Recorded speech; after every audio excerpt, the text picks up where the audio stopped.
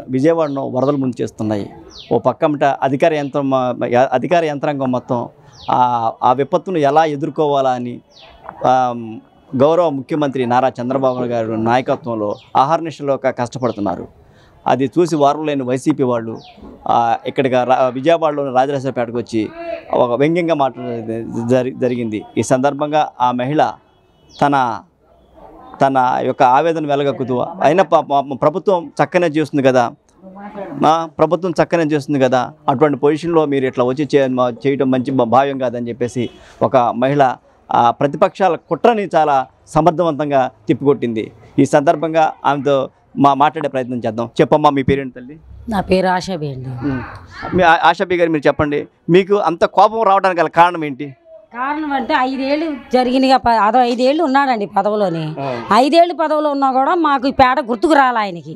ఏదో ఇప్పుడు చంద్రబాబుని కించపరచుదాం, చంద్రబాబు గారిని కొద్ది కించపరిచి మాట్లాడదాము, ఆయన ఎక్కాడు ఈయన ఓడిచ్చి అని చెప్పారని కావాలని ఇప్పుడు పేటకు వచ్చి ఈ బురదలో నడవలేను 5 ఏళ్ళ కంచి రాలేనోడు ఈ 3 రోజులు 4 రోజులకు వచ్చేసాడు. వచ్చినోడు సందుల్లోకి రాలేదండి, మా గుమ్మాల్లోకి రాకుండా రోడ్డు మీద మాత్రం వాళ్ళ ప్యాంట్లు కొద్దిగా ములిగేటట్టు మాత్రమే వచ్చి పలకరించి చెల్లమ్మలు అక్కమ్మలు అని చెప్పానని మాట్లాడేసి ఆయన గెలిచినప్పుడు అదే మాట, గెలవనప్పుడు అదే మాట, ఓడినప్పుడు అదే మాట చెప్పుకొని మాట్లాడుతున్నాడు. మాకు అన్ని ఆహారం మొత్తం తినేయన్నీ సమస్తంగా మాకు ఎక్కువ తక్కువ అయ్యి వస్తున్నాయి. మాకు అందులో మాత్రం నో అభ్యంతరం ఏమి లేదండి. తినేవి మాత్రం సమస్య లేకుండా ఇంటింటికి వస్తున్నాయి. మాకు తినడానికి అన్నీ వస్తున్నాయి. కాకపోతే ఇంట్లోంచి బయటికి మాత్రం వెళ్ళడానికే కొద్దిగా ఆడవాళ్ళకి ఇబ్బందిగా ఉంది నీళ్లు ద్వారాగా. అంతేగాని ఇప్పుడు పవన్ కళ్యాణ్ చంద్రబాబు నాయుడు గారు మేము ఓట్లు వేస్తే గెలిచిన వాళ్ళే కాదని మేము అలా గెలిచినాడు. వాళ్ళు రాలేదు, మేము వచ్చాము. వాళ్ళు మీరు గెలిపించారు, మమ్మల్ని ఓడిచ్చారు, అయినా మేమే వచ్చాము. వాళ్ళు మీకు దిక్కయ్యారా? మేము వచ్చాము మీ దగ్గరికి. మీ దగ్గరికి వచ్చి మేము మాట్లాడుతున్నాము. మీ చంద్రబాబుని గెలిపించారు, మీకు దగ్గరికి వచ్చాడా? మీ పాదాల దగ్గరికి వచ్చాడా? మీ కాళ్ళకాడికి వచ్చాము. మీ కాళ్ళకాడికి వచ్చి మేము మాట్లాడుతున్నాము. మీ చంద్రన్న గెలిచారు, మీ పవన్ గెలిచారు, వచ్చారా వాళ్ళు ఏమన్నా మీ కాడికి వచ్చి మీకు ఏమన్నా ఆపదల్లో ఆదుకున్నారా మీకు అని అంటున్నారు. మరి అన్ని టీడీపీ జరిగినాయేనండి, మాకు జరిగినాయని. నేను వైసీపీ వాళ్ళు అంటే జగన్ వస్తున్నాడని సంగతి తెలిసి వాళ్ళు ఒక 2-3 టాటర్లతో వచ్చారు. 2 టాటర్లే, 2-3 కూడా కాదు, 2 టాటర్లో జెండాలు పెట్టుకొని వచ్చారు అంతే. ఆ జెండాలు కూడా సరిగ్గా లేని కూడా లేవు. అందుకే ఎవడో తాగుబోతూ వెళ్తూ నేను మాట్లాడుతుంటే జెండాలు లేవు అవి లేవు అని బూతు మాటలు తిట్టుకుంటా కూడా వాడు వెళ్ళిపోయాడు. ఏంటి ఇలా జరిగిందండి. అంతేగాని వాళ్ళని కాదు వీళ్ళని కాదు, మాకు చంద్రబాబు నాయుడు ద్వారా అన్నీ మాకు సదుపాయంగా ఉన్నాయండి. ఆయన ద్వారా మాకు ఇది లేదు ఇది రాలేదని మాత్రం మేము అనలేదు. మాకు అన్నీ బాగానే జరిగినాయి, అన్నీ బాగానే ఉన్నాయి. ఇంటికి నీళ్ళు వస్తున్నాయి, అదేంటి తిండి అన్నీ వస్తున్నాయి, పాల ప్యాకెట్లు, మజ్జిగ ప్యాకెట్లు, అన్ని ఫుడ్డు ఉప్మాలు అన్నీ బాగానే ఉంటున్నాయి ఇంటికాడికి.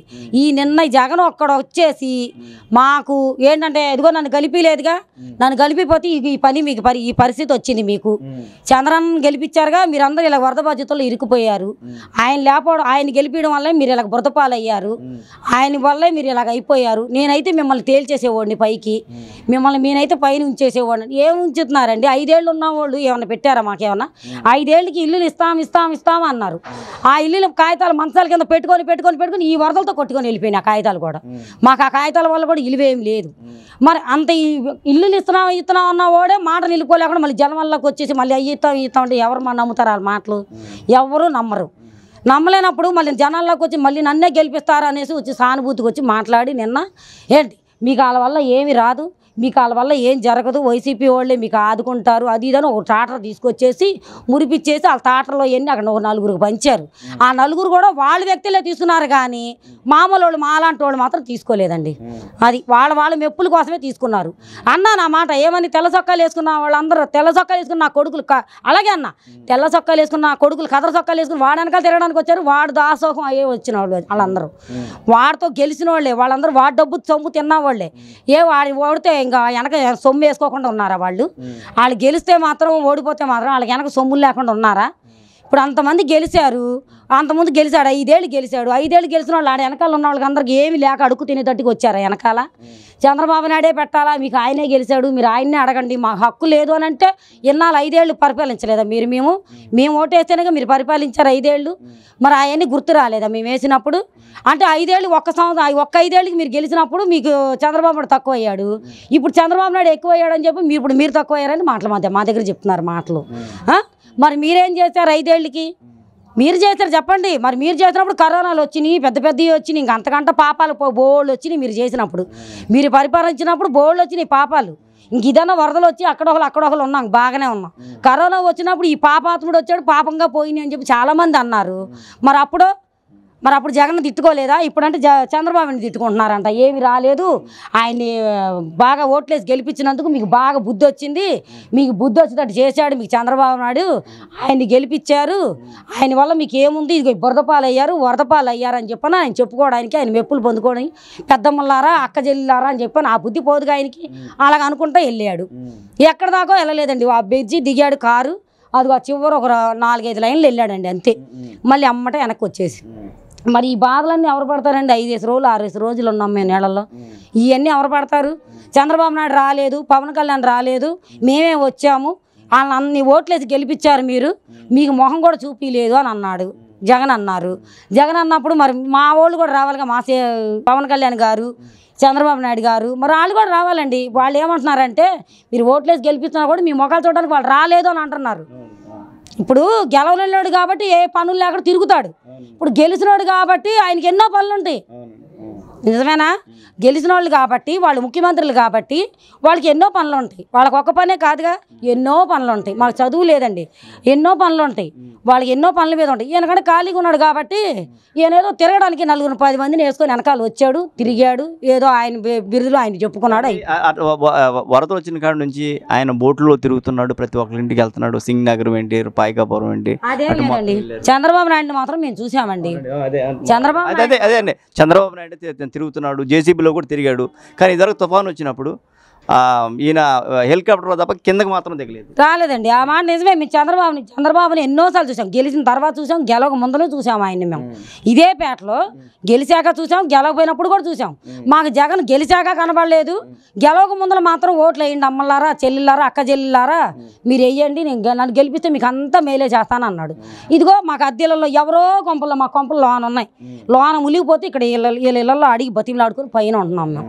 మాకు ఏమి ఇల్లులు ఉన్నాయండి? ఏమి ఇల్లులు ఇచ్చాడు? ఏదో ఇల్లులు ఇచ్చేస్తాం, అది నాకు గెలిపించండి, నాకు మీకు జక్కం పుళ్ళు ఇచ్చేస్తాను, ఎలగలేరులో ఇస్తాను అని అన్నాడు. అన్నీ పోయినాయండి, అన్నీ వృధా మాటలు. నాకు చంద్రబాబు నాయుడు ఈ 5 ఏళ్ళు ఓట్లేసి గెలిపించినప్పుడు కాదు, చంద్రబాబు నాయుడు గారు అంతకుముందు 5 ఏళ్ళు ఓట్లు వేసినప్పుడు కూడా నాకు ఆయన మేలే జరిగింది. నాకు ఆయన వల్ల మేలే జరిగింది. కూతురు పెళ్లి చేశాను ఆయన వల్ల. నాకు ఇంట్లో సమస్యలు తీరినాయి, నాకు అన్నీ వచ్చినాయి ఇంట్లోకి. ఈయన నమ్ముకున్నానండి. మీరు పచ్చం చెట్టు కింద ఉన్న ఏమి రాలేదు నాకు అయితే, మీరేమని అన్నాడు కానీ ఈయన సొమ్ము అంటూ మేమేమీ తీసుకోవాలి. నాకు 3 పిల్లలు ఉన్నారు, 2 ఆడపిల్లలు, 1 అబ్బాయి. మేము అద్దెలు చేసుకొని బతకాల. మా ఆయన గారు లేరు, నాకు దూరంగా ఉన్నారు. నేను ఆ పిల్లల్ని పెట్టుకొని పనికి వెళ్ళి బతికిచ్చి వాళ్ళని చదివించుకొని నేను పెద్ద చేసుకున్నా. నాకు ఏ అమ్మ వాళ్ళు రాలా, ఏ 18 సంవత్సరాలది ఆడపిల్లలది రాలా. ఆయన ఉన్నప్పుడు 5 ఏళ్ళు పరిపాలించినప్పుడు 5 ఏళ్ళది రాలా నాకేమి. భర్త వదిలేసింది వృద్ధా పింఛన్లా ఏదో అంటారు, అదే భర్త వదిలేసింది పింఛన్లు, వితంతు కాదులేండి, ఒంటరి మహిళ పింఛన్లు, అది రాలేదండి మాకు. అసలు ఆయన డబ్బే తినలా, మేమేమి ఏమీ తినలా. అదిగో మొన్న నాకు వాళ్ళకనితే దాంట్లో గుడ్లు, ఆ గుడ్లు పేరు మీద కూడా ఆయన బొమ్మలో వేసుకొని వచ్చినాయి. అవి కూడాను ఆ అంగన్వాడి దాంట్లో పంపించిన దాంట్లో రాగి పిండి మీద ఆయన పేరే, బెల్లం ముద్దల మీద ఆయన పేర్లే, ఆ ఇచ్చిన దాంట్లో కూడా కల్తీలే. దేంట్లో కూడా మాకు నాణ్యం లేదండి, దేంట్లో కూడా నాణ్యం రాలా. మరి ఆయన కోసం ఎంతమంది చెప్పుకొని తిరుగుతున్నారు, జగనన్న చేశాడు అని. ఏం చేశారు? ఏమి చేయలే. నిన్న ఆయనకు వస్తే ప్రజలు ఏమన్నా అడ్డుకోలే ఆయన్నేమి. వాళ్ళ వెనకాల ఉన్న కుక్కల్లాంటిగా ఎగబడిపోయారే కానీ ఎవరైనా, వాళ్ళ వెనకాల ఉన్న వాళ్ళు తెల్ల షర్ట్లు వేసుకొని వాళ్ళు బిరుదులు పోని ఆయన సొమ్ము తిన్నవాళ్ళు వెనకాల పడ్డారే కానీ ఇక్కడ ప్రజలంటూ ఆయన వచ్చాడనే వెళ్ళి ఆయనకి దండాలు దశకాలు పెట్టేసి ఎవరు లేరండి. చంద్రబాబు నాయుడు గారు మీరు చూస్తున్నారు, పొద్దుటాల నుంచి తెల్లారుజామున వచ్చారు. మేము చూసాం, బోర్డులో తిరిగారు, సింగినగరం బోర్డులో తిరిగారు ఆయన, మేము చూసాము.